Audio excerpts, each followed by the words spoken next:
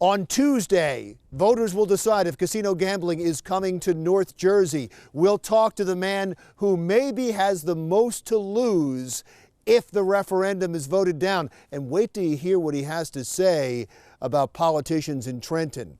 Also, tens of thousands of children are going unvaccinated in the state, taking advantage of a new law. Now pediatricians don't have to treat them anymore. And New Jersey is under a drought warning. What that means for you. Those stories and a whole lot more next, because Jersey matters.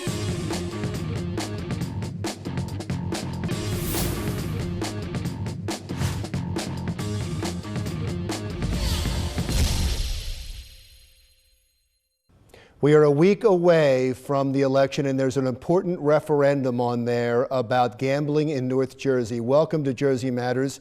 I'm Larry Menti. A man who has a lot at stake in that referendum is Jeff Gural, who is the owner of the New Jersey Meadowlands racetrack and the chairman of American Racing and Entertainment. Sir, thank you so much for joining us. Thank you.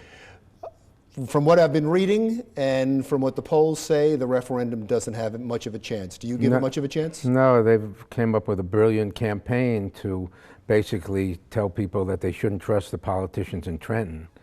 And it's got nothing to do with the issue. What is the issue? The issue is this good for the taxpayers in New Jersey? And is it good for Atlantic City? And is it good for horse racing? And this bill was, Steve Sweeney designed this bill to save Atlantic City, to save horse racing, and to help senior citizens. We had offered $500 million a year in taxes. Keep in mind, all of the casinos combined only pay $200 million. So this should have been a no-brainer. The state is broke. They just did this transportation trust fund, which I think was a good idea, but by lowering the sales tax, that's, I think, $1 billion of revenue that's lost. So here I am trying. I always thought if I offer $500 million, the state of New Jersey would find that attractive. And 40% of it goes to rebuild Atlantic City. So this was $3 or $4 billion plan to rebuild Atlantic City, and the politicians are so stupid down there that they rejected it. And I think that history will bear out in a few years that this was a critical mistake on their part as Atlantic City continues to decline. Well, Atlantic City makes the argument that this would have hurt them. You're saying it would have helped them. Where is the disconnect? The disconnect is stupidity. There's no question this would help them. We were going to send, of the $500 million a year that we were going to pay, it was designed, $200 million a year was going to rebuild Atlantic City for the next 15 years. That's $3 billion. And then from years 16 to 25, it declines by like 10% a year. And after 25 years, in the Constitution, it gives Atlantic City $20 million a year forever. This was really designed to save Atlantic City.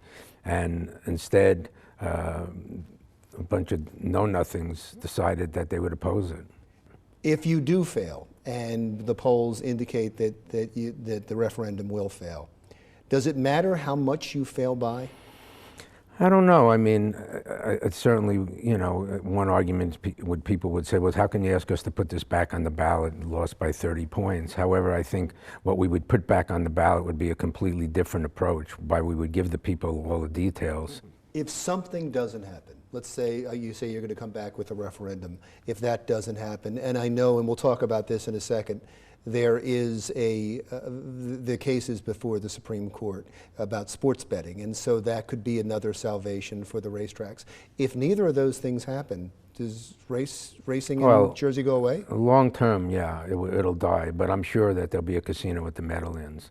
It's inevitable. What's going to happen, New York has authorized 7 casinos in New York State. The first one is about to open next month, which I happen to own, upstate New York. But in about 6 years, there'll be 7 casinos in New York. 3 of them will be downstate. So no one will be going to Atlantic City. So I have to believe at that point, someone is going to say, gee whiz, this is pretty stupid. Everybody who lives in North Jersey. I mean, I own a piece of Bethlehem Casino. Half of our customers come from New Jersey. I mean, this is, you know, think about how many jobs would have been created with $200 million a year going to Atlantic City to rebuild. If you go down there, The place is a dump. I mean, it's embarrassing. I've only been there 6 times, and every time I get the same shock. I said, wow, what happened here? I mean, the casino industry basically just ripped off the taxpayers down there. You were prevented from getting sports betting too, and now that case is in front of the Supreme Court. Do you think they'll take it? I doubt it, because it was in front of them about 2 years ago, a different version, and they didn't take it, and I was sure they would take it. This particular version, I doubt very much if they'll take it, but I'm confident. How is the NFL going to put a team in Las Vegas if they don't get a change in the federal legislation? The whole thing's a joke, but I think things are changing. I think the leagues recognize that it's time to allow legalized sports betting, because what they have now is dangerous because there's no regulation. The NFL, who's correctly worried about the integrity of the product, would be better off with legalizing it, because then they'd know who's regulating the gaming. Right now, the people that deal with the gambling side of it are all hidden, probably underworld connections, illegal. It's all illegal. So billions of dollars are going that could go to taxpayers and create jobs, are all going to illegal gambling operations. And now we have fantasy sports where they advertise every 5 minutes on the NFL. So they have a connection with the NFL too. Yeah, and some of the NBA. NFL teams own the fantasy thing. So I'm fairly confident. I mean, I have to assume this Davis guy must have some clue that he's got a reasonable chance of getting the owners to allow him to put a team in Las Vegas. So I think it'd be awfully hard for them to argue this with a team in Las Vegas. Do you believe you'll get sports betting before you get casino gambling in North Jersey? Probably. I think it could take a while, but I think that what you're going to see is Atlantic City gradually keep declining. There's another casino opening in Maryland, which is owned by one of the Atlantic City casinos. The most amazing thing is the Atlantic City casinos basically take the profits from Atlantic City and build casinos to compete with Atlantic City.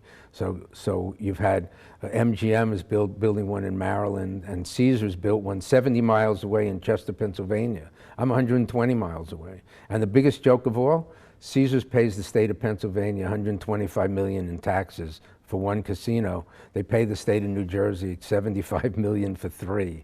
So you tell me, if the politicians knew what they were doing, Atlantic City wouldn't be a dump. They would have taxed these guys properly. They would have used that money to rebuild the town and create jobs for the poor people living there. But instead, they've let these guys rip them off for 35 years, and it is what it is. All right, sir, I appreciate you coming down. Thanks for talking to me. Jeff Gural is the owner of New Jersey's Meadowlands Racetrack and the chairman of the American Racing Entertainment. By the way, that referendum for casino gambling in North Jersey will come up this election day. Jersey Matters continues after this.